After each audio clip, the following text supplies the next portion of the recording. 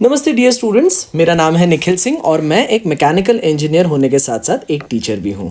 आप सभी का मेरे इस चैनल पे बहुत बहुत स्वागत है। तो आज का वीडियो बड़ा ही इंपॉर्टेंट होने वाला है, जो आपने थंबनेल में देख लिया है। ये है जॉइंट एंट्रेंस एग्जामिनेशन JEE 2021 के डिक्लेरेशंस के बारे में। तो बहुत ज़्यादा मुझे मैसेजेस आए बच्चों के कि सर उसमें 4 अटेम्प्ट्स है क्या, सर फरवरी में हो रहा है, कब हो रहा है, क्या फ़ीस है, क्या उसकी क्राइटेरिया है, फॉर्म कैसे भरना है। तो ये सारी चीज़ों के ऊपर में मैं एक सीरीज़ ऑफ वीडियो बनाने वाला हूँ, जो आपके पास हर दिन एक एक वीडियो आएगा। आज उसका पहला वीडियो है, जिसके अंदर में हम ये समझने वाले हैं कि ये जॉइंट एंट्रेंस एग्जामिनेशन की डिक्लेरेशन या नोटिफिकेशन क्या एग्जैक्टली आई है। फिर मैं एक वीडियो बनाऊंगा कि वो फॉर्म आपने कैसे भरना चाहिए। ये बहुत इंपॉर्टेंट है, बच्चे वो फॉर्म गलत भर देते हैं जिसके वजह से वो फॉर्म रिजेक्ट हो जाता है। तो बहुत आराम से आज हम उसके थोड़े रूल्स रेगुलेशन समझेंगे, ठीक है।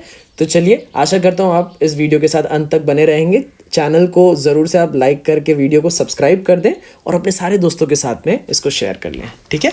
तो चलिए शुरू करते हैं। सबसे पहले आप मोबाइल में या फिर अपने लैपटॉप वगैरह में ज़्यादा प्रेफर करें लैपटॉप का इस्तेमाल करना, क्योंकि क्या होता है बच्चों, बहुत टाइम मोबाइल के अंदर में सारे ऑप्शंस खुलते नहीं है ठीक से। हाँ, तो चलिए आप सबसे पहले जाइए JEE main.nta.nic.in, ये आपको दिखाई दे रहा है सबसे ऊपर में, उसमें आप चले जाएंगे।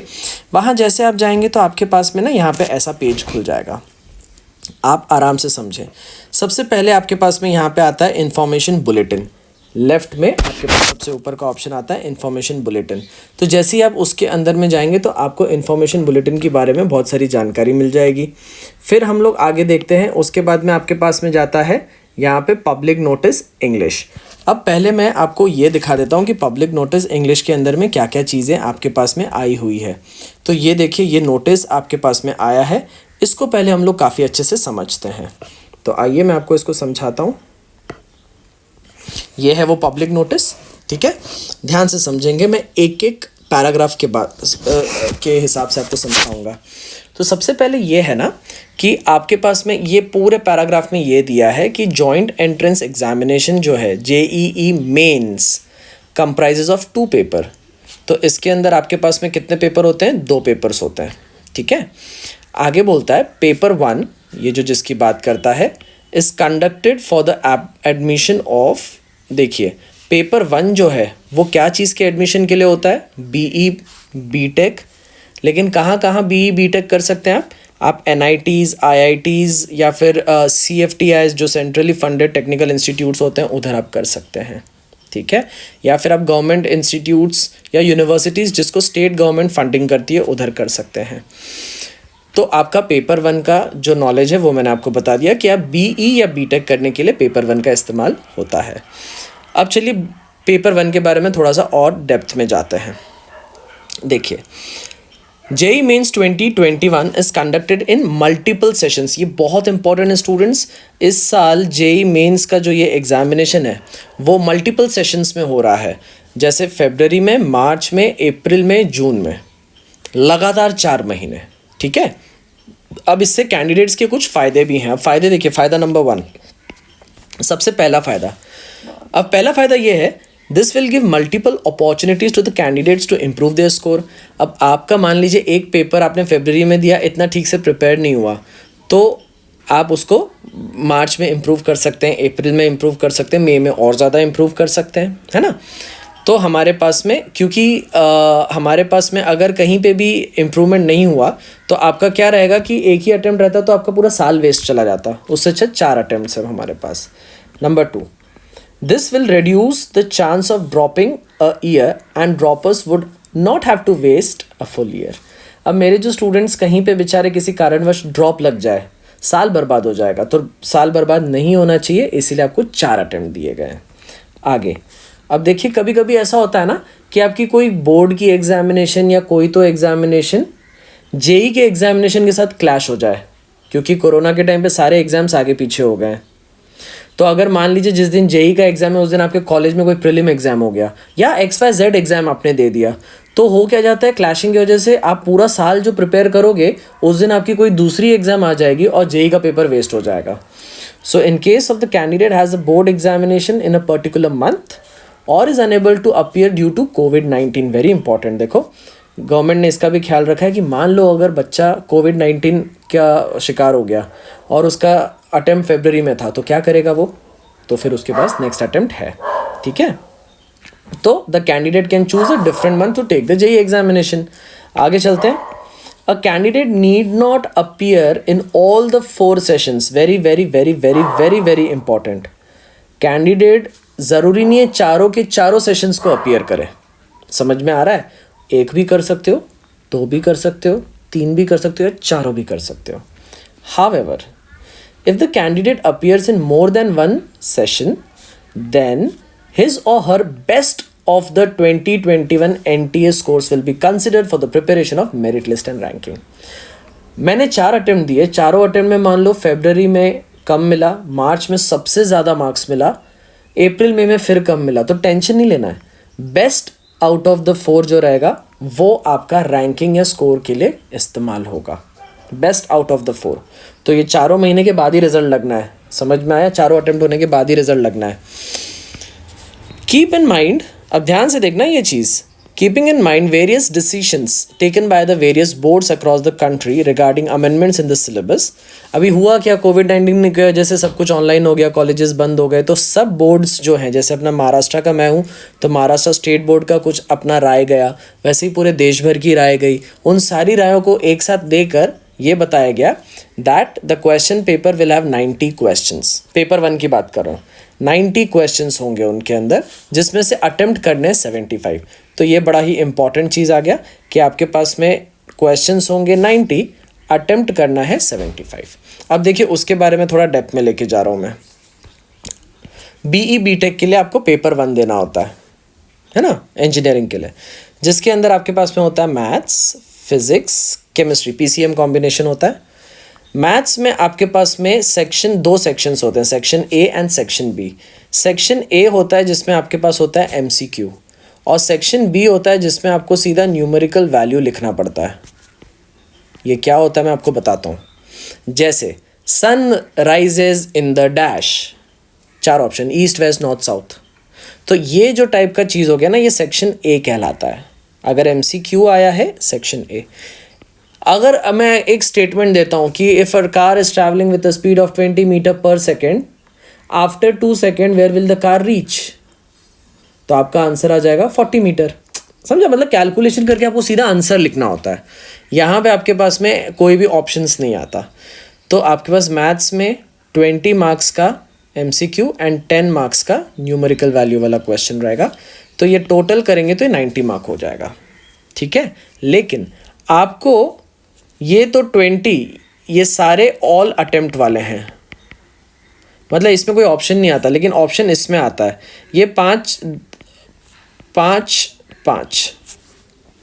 आप क्या करेंगे, 10 क्वेश्चन दिए लेकिन उनमें से 5 ही अटेम्प्ट आपने करना है। 10 क्वेश्चन दिए, कोई भी 5 अटेम्प्ट, 10 दिए, कोई भी 5। अब होता क्या है ना बच्चों, आपका एक question, 1 question is for correct 4 mark. लेकिन अगर आपने नेगेटिव कर दिया, गलत हो गया, रॉन्ग हो गया, तो आपका -1 मार्क हो जाएगा। और अगर आपने उसको छोड़ दिया, नॉट अटेम्प्टेड, तो आपका कोई मार्क्स में फेरबदलाव नहीं होगा। वापस बताता हूँ, मैं आपको सेक्शन ए के बारे में बता रहा हूँ ये सारी चीज़। अगर मान लो मैं सिर्फ मैथ्स की बात करता हूँ, सिर्फ मैथ्स की, मान लो मैथ्स के अंदर में आपके पास कोई भी एक क्वेश्चन उठाओ तो वो 4 मार्क देगा सही जवाब, गलत होगा तो -1 हो जाएगा, और छोड़ दोगे तो 0 का 0 ही रहेगा। लेकिन अगर ये 10 में से कोई भी 5 क्वेश्चन आप उठाते हो, कोई भी आंसर आप दोगे ना, गलत भी हुआ तो नेगेटिव मार्किंग नहीं है। इसका मतलब नेगेटिव मार्किंग सेक्शन ए में है, सेक्शन बी में नेगेटिव मार्किंग नहीं होती है। यही सारी चीज़ यहाँ पे इंग्लिश में लिखी हुई है। अब एग्ज़ाम होती है 2 शिफ्ट में। पहला शिफ्ट होता है 9 से 12 का, जिस भी दिन एग्ज़ाम होगी, जैसे फरवरी में हुआ तो, और दूसरा शिफ्ट होगा 3 से 6 का। उसी हिसाब से बच्चों आर्किटेक्चर और प्लानिंग के बच्चे लोग का भी सेम टू सेम चीज़ चलता है, आप उसको पढ़ सकते हैं। नीचे चलते हैं, हमारे पास डेट ऑफ एग्जामिनेशन, ये बहुत इंपॉर्टेंट है। डेट ऑफ एग्जामिनेशन देखो, फरवरी में 23, 24, 25, 26 फरवरी, उसके बाद में मार्च में 15 से लेके 18 मार्च, अप्रैल में 27 से 30 अप्रैल एंड मई में 24 से 28। ये होगा आपका ड्यूरेशन कि आपका जो एग्ज़ाम है वो किस किस डेट पे होने वाला है, ये चारों अटेम्प्ट्स। आपको जितनी भी फीस भरनी है 16 तारीख से लेके दिसंबर से लेके अगले साल मतलब 16 जनवरी तक आप ऑनलाइन मोड से ही भरोगे। समझ में आ रहा है? और फीस आप कब तक भर सकते हो? 17 तारीख तक भर सकते हो। अब आप जो फीस है चारों सेशन का, मतलब मान लो मैं फरवरी, मार्च, अप्रैल में चारों सेशन में देना चाहता हूँ, तो चारों सेशन की जो फीस होगी मैं एक साथ दे सकता हूँ। मान लो अगर मैंने फरवरी का अटेम्प्ट दे दिया, मुझे लगा बॉस ये तो बहुत मस्त अटेम्प्ट था, अब मुझे ज़रूरत ही नहीं है, तो मार्च, अप्रैल, मई का आपको डेट्स आएंगे, आप उसके पहले अगर अप्लाई करोगे ना तो आपकी फ़ीस रिफ़ंड हो जाएगी। उसके बारे में आगे देखेंगे, अभी टाइम है उसमें, अभी तो पहले हम अप्लाई करने वाले हैं, है ना। तो ये हमारे पास में आ गया कि a single conformation page will be generated for all the 4 sessions. तो अगर आप 4 सेशन भी भरते हो ना तो 4 अलग अलग आपका पेज नहीं जनरेट होएगा, एक ही फॉर्म जनरेट होगा, उस पर चारों का डेट्स आ जाएगा, मतलब चारों मंथ का अटेम्प्ट आ जाएगा। ठीक है। Only 1 application is to be submitted by a candidate for 1 session और more than 1 session for all the sessions. अभी मैं खाली फरवरी का अटेम्प्ट दूंगा तो मैं एक फॉर्म भरता हूँ अलग, फिर मार्च के लिए अलग फॉर्म, अप्रैल के लिए अलग, ऐसा नहीं, एक ही फॉर्म भरना है। चाहे आप अप्रैल में एग्ज़ाम दो, मई में दो, जब भी दो, या 2 महीने में देना है तो भी एक ही फॉर्म भरना है, या 4 महीने में देना है तो भी एक फॉर्म भरना है। तो ये है आपके पास में जो इन लोग का नोटिफिकेशन आ गया वो। ठीक है। अच्छा, अब इनका ना आपके पास में ना इधर अगर आप जाओगे, ये देखो इधर, तो ना आपके पास में ना यहाँ से ब्रोशर भी आ जाएगा। लेफ्ट में अगर आप देखोगे तो आपके पास में public notice and press release के ऊपर इंफॉर्मेशन बुलेटिन ब्रोशर वगैरह सब है, और पब्लिक नोटिस इंग्लिश में भी है, तो वो मैं आपको बता दूं। इनका जेई का जो ब्रोशर है वो ऐसा रहेगा, आप डाउनलोड करके पीडीएफ देख सकते हैं।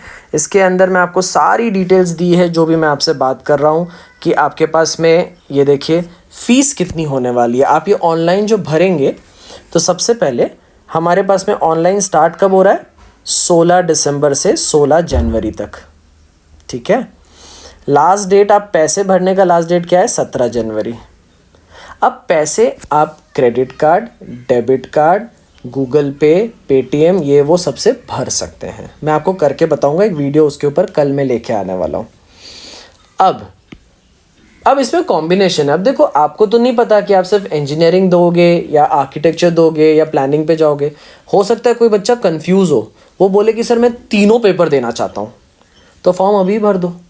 मैं 2 पेपर देना चाहता हूँ, मतलब इंजीनियरिंग में हो गया तो ठीक, आर्किटेक्चर हो गया तो भी ठीक, तो दोनों का अटेम्प्ट अभी, दोनों का फॉर्म्स जो है वो अभी भर दो। तो देखो पेपर 1 ये किसके लिए? बीटेक के लिए, मैंने पहले बताया। पेपर 2A आर्किटेक्चर के लिए एंड पेपर 2B प्लानिंग के लिए होता है। अब ध्यान से देखना, अगर कोई बच्चा सिर्फ ये दे रहा है पेपर 1, या सिर्फ आर्किटेक्चर का पेपर दे रहा है, या सिर्फ प्लानिंग का पेपर दे रहा है, तो जनरल कैटेगरी के मेल के लिए फ़ीस है 650 एंड फीमेल के लिए 325। और जो हमारे पास में SC, ST, PWD वगैरह के लिए जनरल कैटेगरी, उनके लिए मेल के लिए ये है हमारे पास फ़ीस। ट्रांसजेंडर्स के लिए ये है हमारे पास फ़ी। और ये NRI, ये आउटसाइड इंडिया के जो स्टूडेंट्स हैं उनके लिए फ़ीस है। अगर कोई बच्चा इंजीनियरिंग के साथ आर्किटेक्चर ये दोनों अटेम्प्ट कर रहा है तो उसकी फ़ीस अकॉर्डिंगली बढ़ जाएगी। देख रहे हो, इसका डबल हो गया, इसका डबल। समझ में आ रहा है? वैसे ही अगर कोई बच्चा BE BTech पेपर ये और ये ऐसा करके अगर कुछ देना चाहता है कॉम्बिनेशन, कि भाई मेरे पास में ना BE BTech का दूंगा और पेपर 2 आर्किटेक्चर और पेपर 2B प्लानिंग का, ऐसा कुछ कॉम्बिनेशन बना के देना चाहता है अगर कोई बच्चा, तो उसके लिए हमारे पास में यही फ़ीस रह जाती है जो यहाँ पे दी गई है। तो ये आप लोग को ध्यान में रखना होगा। अब आगे चलते हैं। हमारे पास में जब आप ये फॉर्म वगैरह भर दोगे तो 17 तारीख तक आप इसका पेमेंट कर सकते हो। फॉर्म भरने के बाद उसमें कुछ अगर मिस्टेक्स वगैरह है तो वो करेक्शन का टाइम आपको दिया जाता है 19 तारीख से 21 जनवरी का। ये मैं आपको फॉर्म भर के एक दिखाऊंगा। डेट ऑफ एग्जामिनेशन देखो आपके पास में दिया गया है, और आपके पास में जो एडमिट कार्ड है फरवरी के लिए, सेकेंड वीक ऑफ फरवरी में आपके पास में आ जाएगा एडमिट कार्ड मतलब हॉल टिकट। उसके बाद में 2 टाइम पे एग्ज़ाम होती है, मैंने आपको डिस्कस कर दिया है, और उसके बाद में यही सब छोटी मोटी चीज़ें यहाँ पे लिखी हुई है। ये पूरा स्टेप्स है कि इसको आप ऑनलाइन कैसे भरेंगे। तो इसीलिए आशा करता हूँ कि आपको ये नोटिफिकेशन समझ में आ गया होगा कि इन शॉर्ट आप जेई का अटेम्प्ट अब जो पेपर है वो आप कैसे दे रहे हैं। 4 बार आप अटेम्प्ट दे सकते हैं उसका।